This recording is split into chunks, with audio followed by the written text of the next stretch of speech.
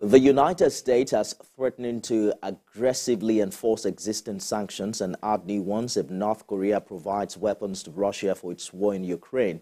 These threats by the U.S. comes as the Russian President Vladimir Putin sets the stage for a meeting with his North Korean counterpart Kim Jong Un.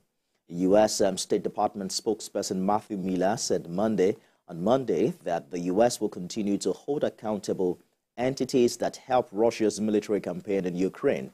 He said the U.S. is monitoring the situation and will wait and see what the outcome of the meeting will be. Both Russia and North Korea are already under heavy U.S. sanction. And join me now for an in-depth analysis of the proposed talks between the North Korean leader and the Russian president, as well as possible U.S. sanctions, is a foreign affairs analyst, Kelechi Deka. Mr. Deka, thanks for joining us on the program. There are certain concerns in the West that North Korea plans to provide weapons to Moscow to replace stocks that have been heavily depleted during 18 months of fighting in Ukraine. What really are the dangers in this potential cooperation between the two countries? Thank you so much for having me. First and foremost, I think that some of the fears and concerns being expressed in the West are quite unfounded, because the relationship between Russia and North Korea has been intact for over the years. Even historically, one could say that that we have a North Korean country today is as a result of the Soviet Union's incursion into the Korean Peninsula. So the relationship has been there. There are times that it has been strong. It gets stronger, and we know why. But the implication, coming to your question, is that there's been a lot of concern about Russia getting some military help from North Korea, especially after the depletion we've seen over time.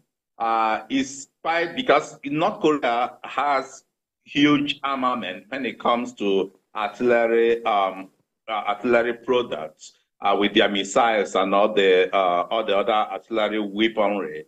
But they need something from Russia, and Russia needs something from them. So the West is seeing that relationship, that if it goes through and North Korea is able to supply the much needed armament to Russia, it will help to prolong Mr. Deka, talking about what Russia needs, if you can hear me, there are concerns about what this says about how Russia is really faring in its invasion of Ukraine, a war Moscow had expected to win in its opening months, according to some U.S. sources. Do you agree with the position that by turning to Kim Jong Un for help, Putin might be showing that his full-scale invasion of Ukraine in 2022 was a strategic failure? Yeah, but they did turn to Iran for help.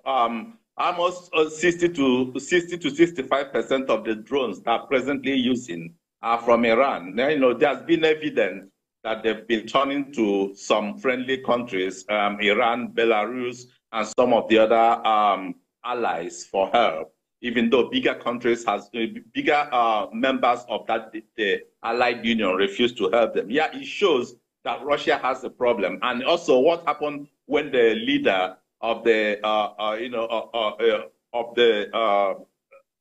mercenary group, the Russian mercenary group that died the last time in an air crash, he made it known. He highlighted that there's been issue with supplies, and there's been issue with the quality of armament that they've been having in the front line. So everybody is aware of that Russia has a challenge presently when it comes to both the quantity and the quality of the ammunition and other military supplies they are using to execute the war. So here is what the U.S. Department spokesperson Matthew Miller is saying. He says that I will remind both countries that any transfer of arms from North Korea to Russia would be a violation of multiple UN Security Council resolutions. The U.S. has threatened to aggressively enforce existing sanctions as well as other new ones if this happens between both countries. But do you think that both North Korea and Russia care about what UN resolutions are? And as we speak, both of them are already under heavy sanctions. So what would be the implication of adding more? Yeah, I think it's just a kind of rattling because North Korea has been under heavy sanctions for the past since 1950s, and they've been surviving with the sanctions, and they've learned so much to manipulate the sanctions whenever they need to. So I don't think any more sanction is going to have any effect, and also putting stricter sanctions on North Korea is also playing into the hands of Putin, because that's what Putin wants. He wants a situation whereby the United States or the West will force some other countries into a kind of alienation. And when they're alienated, who are they going to run to? They will run to Russia. They will run to Putin. And that will also help in swelling the number of his allies. So the issue of sanction, the threat of sanction is not going to move Putin, and neither is it going to move Kim in any way. North Korea, that's what North Korea wants, and they want to make those people, the West, angry. All right, it's a good place to leave it. There are some who have asked whether U.S. is an unbiased entity in this case, particularly when you consider that it spent billions of dollars in aid for Ukraine, and whether or not it's in the best position to warn others from helping Russia. In 1 minute, can you react to that? Yeah, it's quite clear that U.S. has taken a side. So having taken a side, I don't think they have the moral ground to stop Russia from attracting help from elsewhere.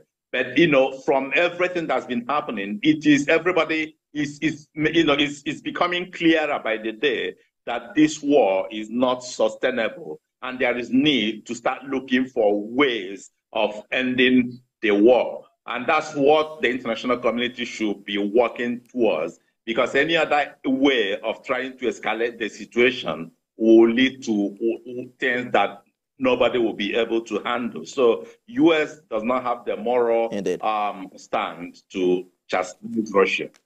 Foreign Affairs Analyst Kelechi Deka, thank you for talking to us this hour.